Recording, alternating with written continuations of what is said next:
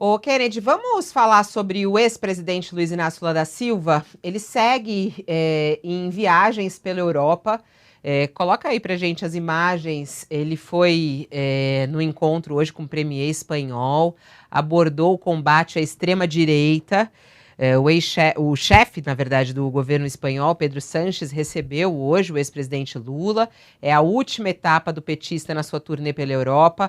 Lula relatou até nas redes sociais que um dos temas abordados nessa conversa com o Partido Socialista Operário Espanhol foi o enfrentamento ao avanço da extrema-direita e aí no mundo como um todo.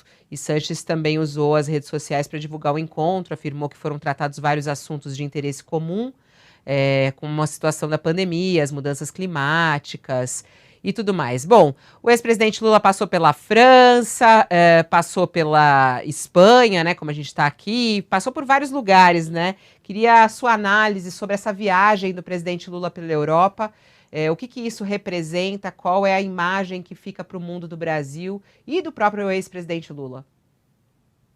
O Brasil ajuda a melhorar a imagem do país, mostra que o Brasil é mais do que o Bolsonaro, vai além do Bolsonaro, né?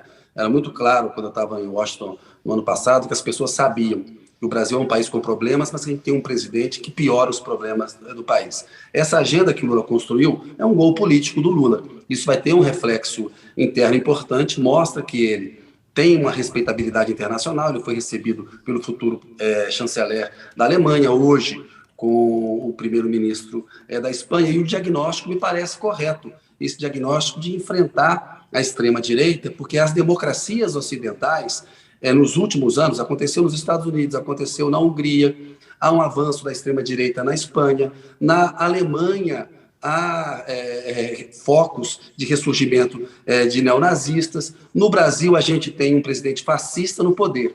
A extrema-direita ela convive mal com a democracia.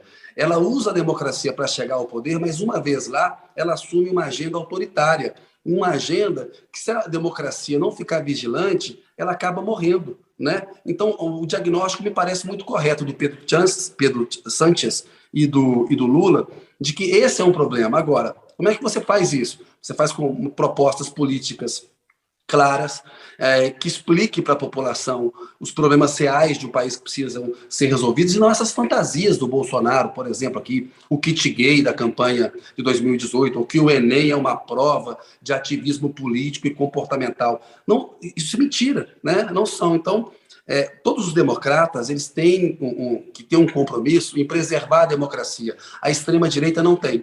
Todos os países em que ela atua têm um nível de intolerância muito alto, de racismo muito alto, de preconceito muito alto, que tentam usar tudo que a democracia tem de bom, toda a tolerância que a democracia tem em relação às diferenças, à liberdade de opinião, liberdade de crença, né? o direito de estar numa sociedade livre, eles procuram deturpar para criar um caminho rumo ao autoritarismo. Acho que o Lula fez um gol, a viagem dele não tem comparação com a que o Bolsonaro fez, vai render dividendo político para ele aqui, mostra que a Lava Jato, que prendeu o Lula por 580 dias, não conseguiu destruir a imagem internacional do Lula. É importante, se o Lula for eleito presidente da República, por exemplo, no ano que vem, essa viagem mostra que ele teria condições, por exemplo, de destravar o acordo entre o Mercosul e a União Europeia, que está travado por causa de aspectos ali de protecionismo agrícola que os europeus de fato têm em relação ao Mercosul, mas basicamente porque o governo Bolsonaro não soube conduzir adiante a negociação e está com essa política ambiental destruidora, né? E aí a França e a Alemanha, a Espanha, esses países travaram o acordo. Então o Lula mostra que ele tem uma capacidade de diálogo, de articulação política, e de que o Brasil é muito maior do que o Bolsonaro. As pessoas podem gostar ou não do Lula, mas a viagem que ele fez mostra que ele é respeitado, foi tratado como chefe de Estado, foi tratado como um estadista ao discutir problemas tão profundos como o avanço da extrema-direita nas democracias ocidentais.